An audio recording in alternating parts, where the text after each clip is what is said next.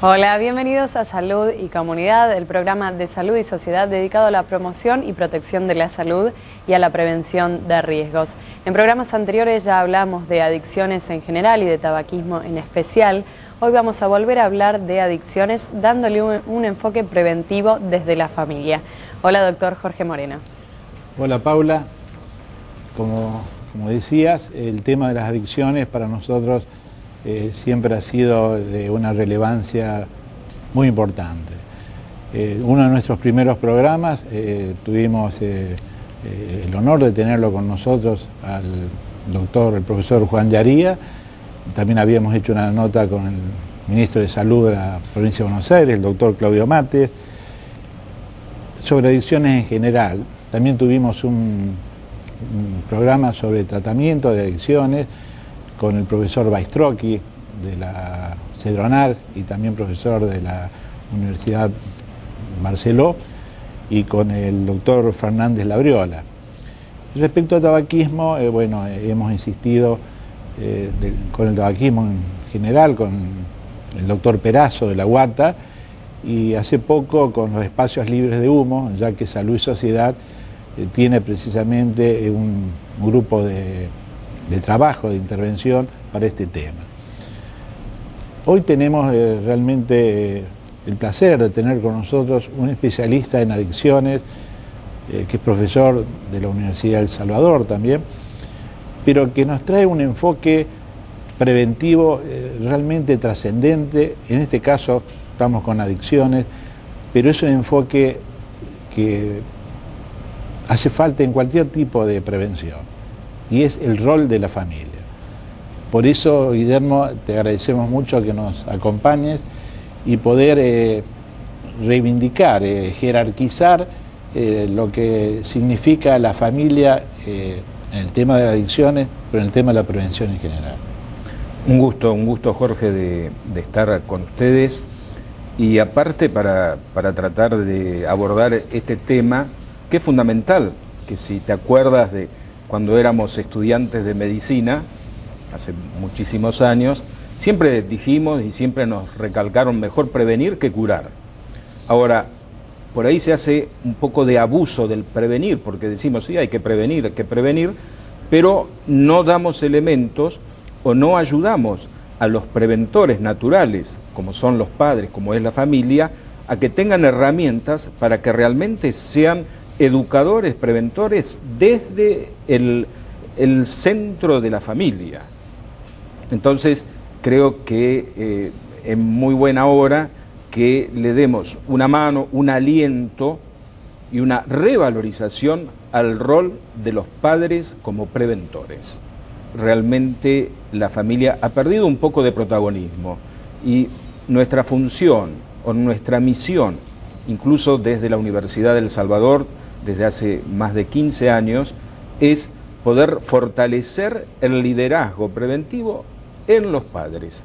Por supuesto, también trabajar con los jóvenes, pero creo que, y un poco en este programa, vamos a tratar de dar cuenta de la necesidad y de la posibilidad, porque no solamente es que, los padres tienen que hacer prevención, tienen que aprender, tienen que saber, tienen que conocer cuestiones básicas de hoy en día, cuestiones básicas de las drogas, no plegarse a la tolerancia social tan aumentada que dice, pero si todos prueban, si todos van y abusan del alcohol el fin de semana, ¿qué vamos a hacer?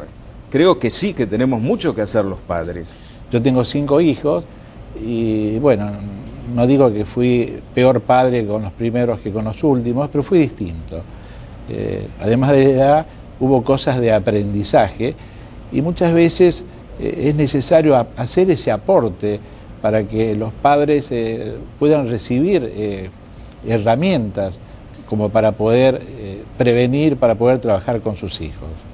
Sí, yo siempre cuando doy charlas para grupos de padres o para un programa Ciudades Preventivas que estamos realizando en distintos lugares de Latinoamérica, siempre planteo, ¿quién nos enseña a ser padres? Nos enseña la experiencia que hemos tenido como hijos. o nos enseña también algunos folletos, algunos libros. He escrito libros sobre nuestros hijos y las drogas, pero los libros no son recetas, son simplemente orientaciones. Entonces, el ser padre es una artesanía. Es una artesanía, por eso hablamos a veces de caja de herramientas para ser padres. Es una artesanía y que tiene que ver mucho con los tiempos actuales, donde el hijo siempre ha buscado en el padre, en los padres, esa comunicación básica de confianza. Y que si los padres no sabemos responder porque no sabemos, porque creemos que no sabemos, el chico, el adolescente se aleja. ¿Y cuál es su interlocutor? Es otro chico en la calle u otros líderes negativos como ser que le van a proponer en algún momento, y esto lamentablemente es así, en algún momento de su vida, de su evolución desde niño a adolescentes, alguien va a venir y le va a decir, probá esto que te hace bien.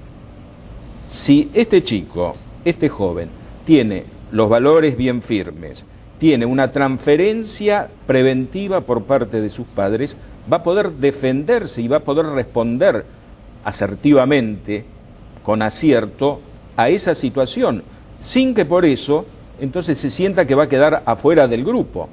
Cuando un amigo le dice, vení, tomemos alcohol antes de ir a bailar, como es bastante, se acostumbra actualmente, tomemos alcohol y pongámonos... Claro, en ese caso específico, el consejo que puede recibir de sus pares es que están en la misma situación. Nosotros también un programa inicial que tuvimos fue con el doctor Márquez, un conocido psiquiatra, que hablaba de las fobias sociales y que ponía como ejemplo lo que estás diciendo, de que los chicos antes de ir a la disco se reúnen, toman cerveza, toman algo, se dan fuerzas, y eso muchas veces socialmente es admitido o no es al menos cuestionado o conversado con los propios hijos, porque yo creo que unas cosas fundamentales es poder razonar juntos, ¿no?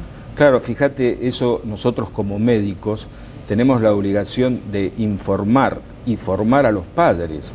Como ser esto que decís, que ellos lo hacen para darse fuerza, es por un efecto del alcohol que deprime el cerebro y que entonces produce una desinhibición provisoria por un tiempito, pero está deprimiendo el cerebro.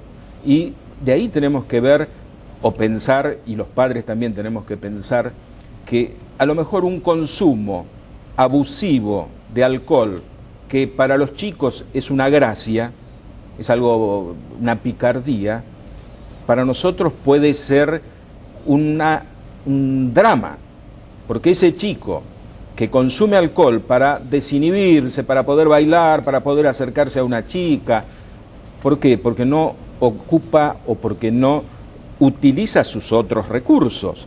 Entonces, si ese chico se toma alcohol y después sale y va a manejar o va en un auto donde otro de los chicos ha tomado alcohol, vamos a tener tal vez una desgracia, como es un accidente, como es una muerte, como es una violencia, como es un homicidio, como es un suicidio.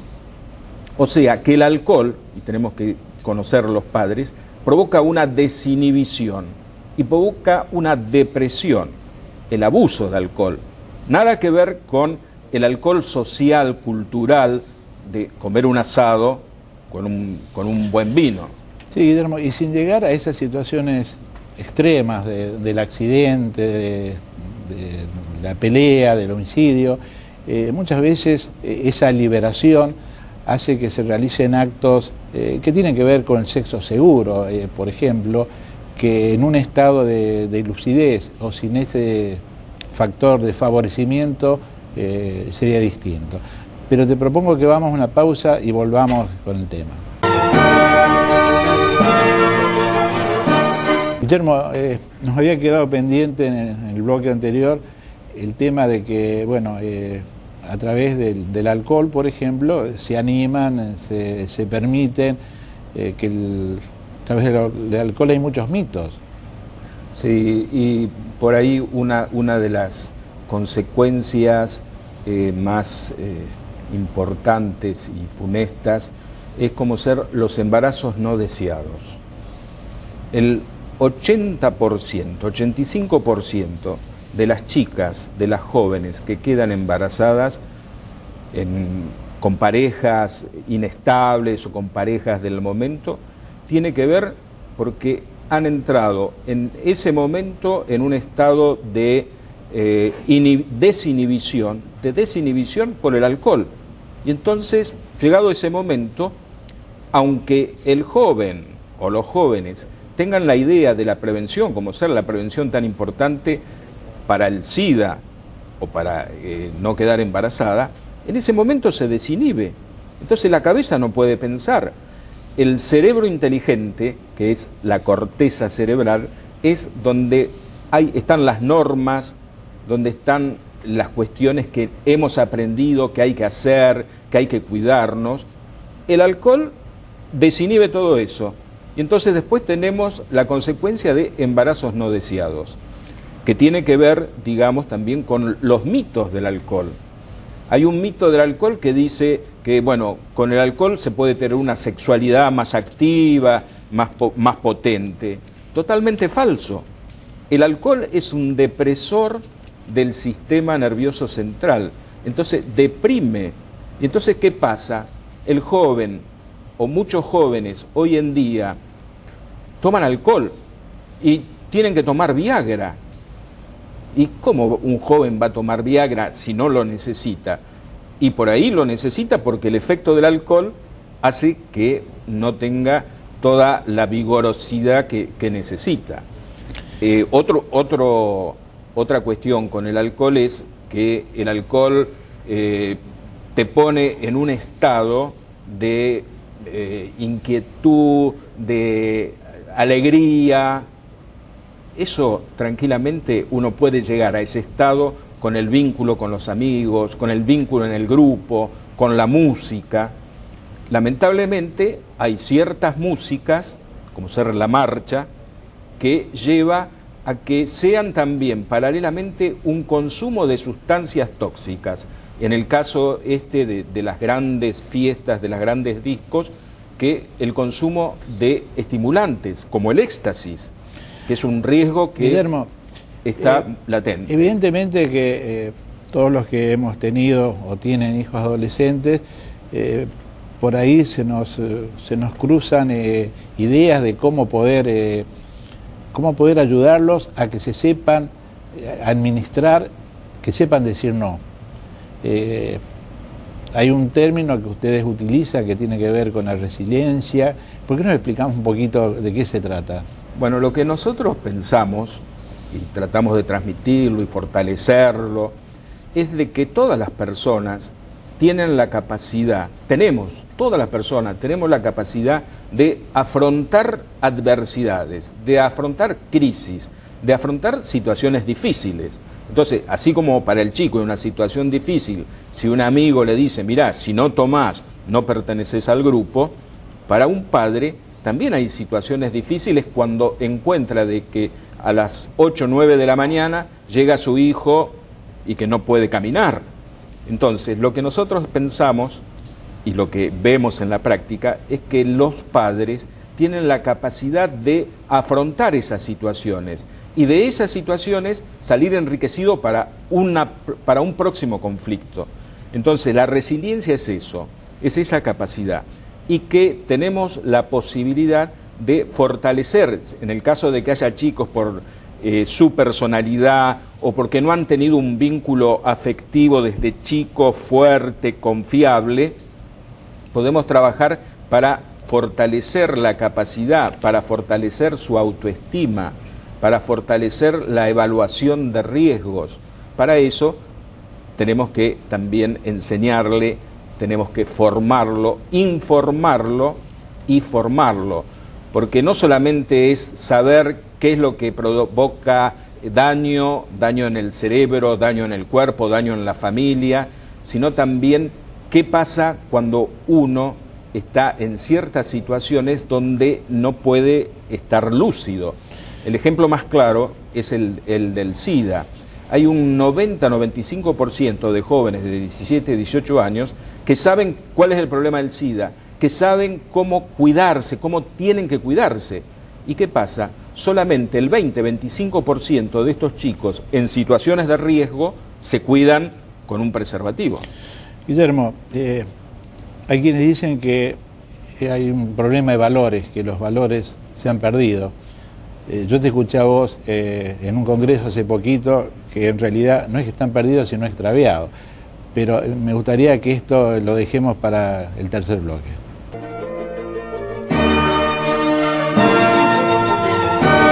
Guillermo, decíamos entonces que los valores no están perdidos, sino a veces extraviados. Bueno, esto era palabras de un gran educador, un gran pedagogo, que durante muchos años hacíamos unas especies de gira en la provincia de Buenos Aires, en encuentros multitudinarios de 1000, 2000 padres o jóvenes.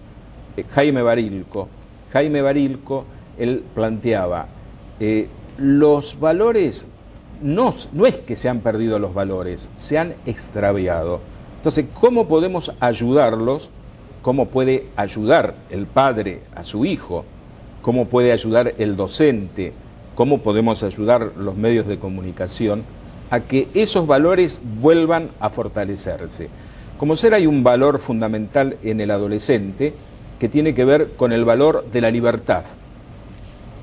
Es tal vez donde tenemos que apuntar cuando hablamos de los riesgos de las adicciones, porque adicción quiere decir falta de libertad, quiere decir estar preso, no tener libertad para poder decidir. Y entonces tenemos que trabajar con ese valor en los chicos, tenemos que trabajar con el valor de responsabilidad en los padres y los chicos, con el valor de independencia, de autonomía. Todo chico quiere, a medida que crece, ser autónomo, ser independiente, pero eso, saber que está relacionado a mayor autonomía, mayor responsabilidad. Hace poco pudimos participar en una experiencia realmente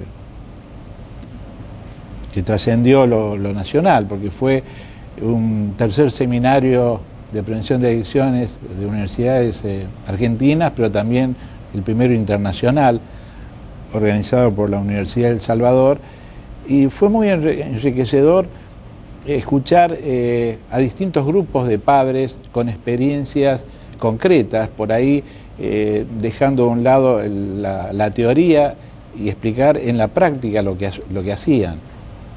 Sí, yo te agradezco muy especialmente tu presencia con toda la experiencia del programa y toda la proyección a través del programa que tienen en la prevención, porque realmente estuvimos en presencia de testimonios sobrecogedores, testimonios realmente de gente, de padres que han perdido a sus hijos en accidentes, en situaciones que todos conocemos, como cuando se quema una disco, por primera vez, Cromañón, y realmente vemos la fortaleza, lo que decimos, la capacidad de sobrellevar adversidades, la fortaleza de estos padres que a lo mejor han perdido a su hijo y no quiere que le pase a nuestros hijos o a los hijos de sus amigos.